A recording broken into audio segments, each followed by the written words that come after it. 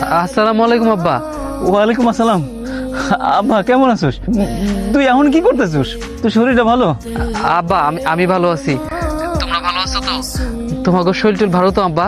ও, আমরা ভালো আছি। তুই ছাড়া কেমনে আমরা ভালো থাকি তুই জানিস না? বাজান, বাজান কেমন আছিস তুই? ঠিক মতো পৌঁছেছিস বাজান?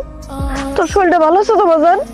আম্মা আমি ভালো আছি, তোমরা কোনো চিন্তা করো না, আমার এখানে কোনো সমস্যা নাই, আমি একদম ঠিকঠাক আছি আম্মা। ও বাজান, এই রাত্রিবেলা তুই কি দিয়ে ভাত খাইছস?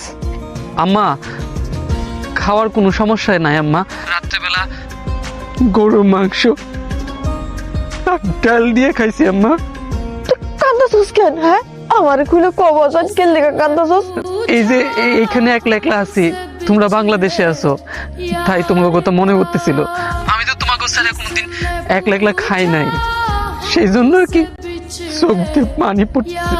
মার লগে মিশা কথা কইতেছস তাই না? আমার সত্যি করে ক। তেমন কিছু হয় নাই, ওই যে বাংলাদেশ থেকে তো আমরা 5 জন আসছি, এখন এইখান থেকে আমাকে নদীপথে আরেক জায়গায় পাঠাইবো। এই কদিন আম্মা ফোনে কথা বলতে পারবো না, এই নদীপথে যাইতে অনেক সময় লাগে মা। আমি যদি বাচ্চা ফিরি তোমাকে লোকে যোগাযোগ করবো।